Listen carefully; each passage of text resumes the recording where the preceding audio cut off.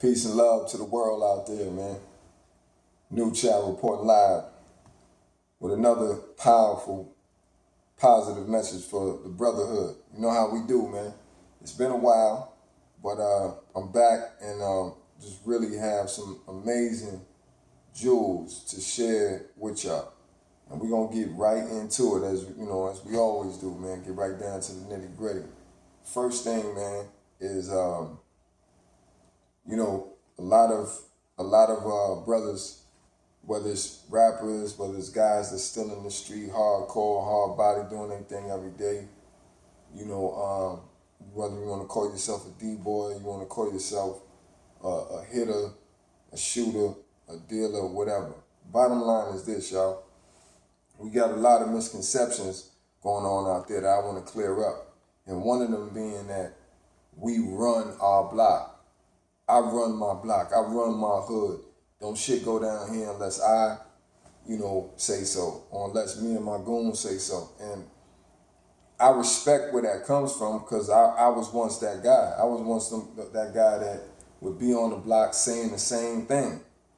But with age and with experience and with knowledge comes wisdom. And when you experience certain things in life, you learn otherwise. And what we need to learn and what y'all need to know right now in real time is that we ain't running shit. We say that we run things. We say that this block, I got this, ain't nobody can do nothing around here unless I say so. But let me tell y'all something. As gangsters we think we are, we getting gangstered. Because I don't care, you can go in any community and y'all, anybody watching this video, after you watch this video and go and look in your own neighborhood and tell me if I'm lying. Go in your neighborhood and see who owns all of the commercial and residential property in your neighborhood. See whose names are on your projects. Meaning if you live in New York, or if you live in LA, or if you live in even Tennessee, Mississippi, Arkansas, Minnesota, Detroit, wherever it is, okay? See the names of the parks, the street blocks and things like that, okay? A lot of that is in memorandum. But when it comes down to who really owns shit in our neighborhoods, it ain't us, homie. It's Italians, it's Asians, it's Middle Easterns, it's Jews. And it's no knock against any of those races, nationalities, cultures, religion at all. It's saying that we think we gangster and we getting gangster because I'm from Harlem. And growing up in Harlem, I remember a time when they were selling buildings for $1. And me and my homeboys had enough money to buy these buildings in Harlem. We just had to pay the property taxes, but we didn't have older dudes around us to educate us to say, hey, why don't all of y'all put that street money into an LLC and buy up the whole damn block? And then when the big developers come in and they want to buy everything up, they got to come to us. And we could have had an attorney in place, you know what I'm saying, and accountants and so on and so forth, and being able to sell these properties now for $4-5 million in Harlem. But we didn't know that. But see, we got to stop saying we running shit, we doing this, we doing that, and we not running anything. We not. Because we don't own shit in our own communities. We'll tear the communities down. And then the people that I just named, those cultures, those nationalities, and those people will come in and they take over shit. And I'm gonna tell y'all, man, the OG T Rogers told me one time over the phone. He said, listen, man.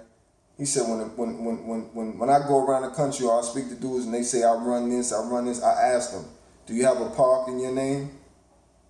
He said, do you own a lot of the real estate that's in your neighborhood, whether it be commercial or residential? And if it is commercial real estate that you own, are you opening businesses in that community that you say you run that is empowering and employing your people? If not, you don't run shit. You getting ran, bruh. I'm giving y'all the game. I'm giving y'all the jewels, the ism, however you want to say it. This is what it is, man. Wise up, rise up, man. Get your balls back, brothers. For real. This shit ain't a game. It's going on everywhere in the United States. We tear down our own neighborhood, they come in and take over. You know what I'm saying? The feds come in, grab up 30, 40 of us, then the next thing you know, the projects get tore down, condos go up, a Walmart goes up, a new police station appears, charter schools start coming up, slick cafes, lounges, Whole Foods, rent prices sky high, property prices go up, property taxes go up. Where the black folks? So we quiet as church mouses. Go in Chinatown in any city in America and see if you see J&J Soul Food. See if you see, Johnny's sneaker store. See if you see Johnson's fish and chips. It ain't gonna be us, bro. So we let them come into our community and gangster us, but we can't go into Little Italy. We can't go into Chinatown, Asiatown, none of these communities, man, and impose our will on them, but they do it to us all the time. Something to think about, y'all. The second thing is this, and this shit I gotta address. When it comes to rappers and even these dumbass old niggas talking about, I'm sending, when I say old niggas, I'm saying dudes that are over, if you over 30, man, and you claim to be an OG, then you should be leading the youngsters to do something right. Shit, when I was in jail, look, and this is in fact, anybody that was locked up with me will tell you, there was youngsters that was in my dorm on Rikers Island that I told them, y'all niggas can't even sleep back here if y'all don't go to school. Cause y'all waking up, wasting y'all life just sitting in here. Y'all want to shoot dice, smoke weed and shit. Y'all ain't even got y'all GED, and they got a GED program here in C76. Get your fucking GED, man. And it wasn't that I made them, but I spoke life into them, man. I told them what it was. I said, listen, instead of wasting your time playing around with these niggas that you ain't even gonna kick it with when you go home, get your GED. And what you think they did? All right, Lou, you right, man. And went and started going to school. So what I'm saying is, instead of sending these kids, you sending 13, 12-year-olds to go kill somebody. Why don't you say, look here, shorty. Why don't you read this book? Look here, shorty. Sit down. Let me talk to you for a second, man. Let me take you to get something to eat. Yo, you need a pair of sneakers? Buy them a pair of sneakers, man. Take them to the movies, man. Tell them about Malcolm X. Tell them about Martin Luther King. Tell them about Tupac, man. Tell them about Nelson Mandela. Tell them what's really going on in this world and what he's up against. That is war on black men right now. It's not a game out here. Instead of telling him to go across town and hit a lick or go across town and shoot somebody in the head and then fuck up a whole family's future and their whole harmony of a family where a mother is distraught, kids don't have a father, and families are just torn apart, man. My father always told me, real gangsters don't kill kin and kind. I repeat, real gangsters don't kill kin and kind. My father said the only time back in the days when somebody got killed is if he ever violated another man's wife, kids, or if he was a snitch. That's the only time. Nowadays, we killing each other. My brother got killed in 91 over what you looking at. We killing each other nowadays over the same shit or dumber. And we proud to say I'm 30, but I'm gonna send a 13-year-old to put in my work. That's another thing. I'm not proud of it, but when I was younger and I was in the street and I was, living that death style, anybody that know me, they tell I ain't never had to send nobody to do nothing for me. I was my own gang. I had everything, the gun you can name, 357, 25 automatic, Tech 9, 10 millimeter, not no 9, 380s. I mean, you name it, man. So, but I'm not proud of that. And knowing what I know, why would I send? If I had a problem with somebody and it was that serious, I'm gonna handle it myself. And I'm not condoning or promoting us killing each other.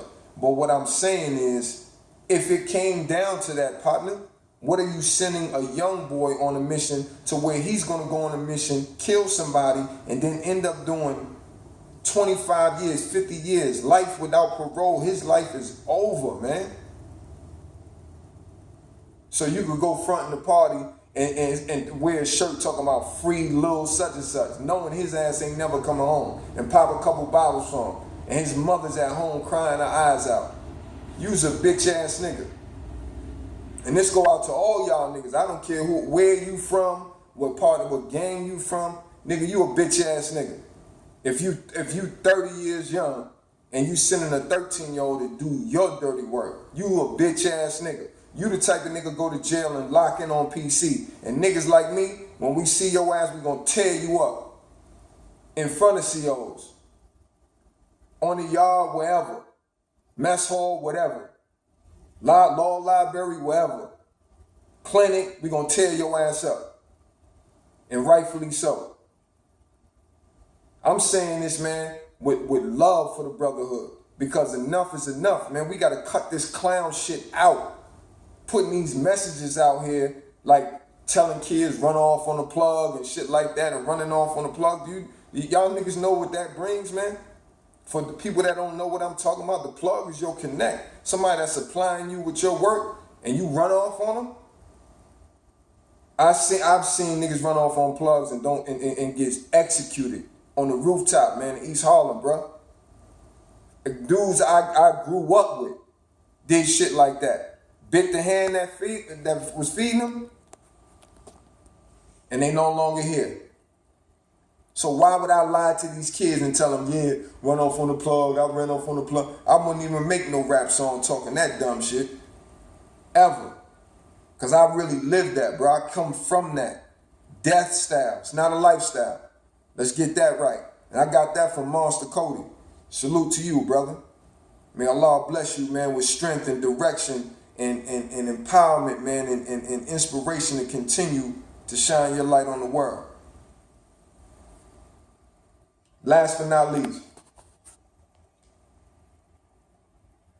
this thing with us not being men, man. You know, that's the thing that nowadays, man, is so bad. You got women acting more masculine than men. That's crazy. You got women, I run into women all across. I've lived in New York. I was born and raised in New York. I've lived in Virginia Beach. I've lived in Vegas. I now live in Atlanta. And I've been all around the world. I've traveled, and I've met women that, the way they talk is like they dudes. They talk like they running shit. And don't get me wrong. This is not to down women. This is not to denigrate a woman. This is to uplift a man and also to educate women that watch this and say, it's okay to be feminine, sweetheart. It's okay to be soft. Soft not meaning weak. Feminine, delicate, respectful, loyal, nurturer, healer, peaceful. More of a listener than a talker.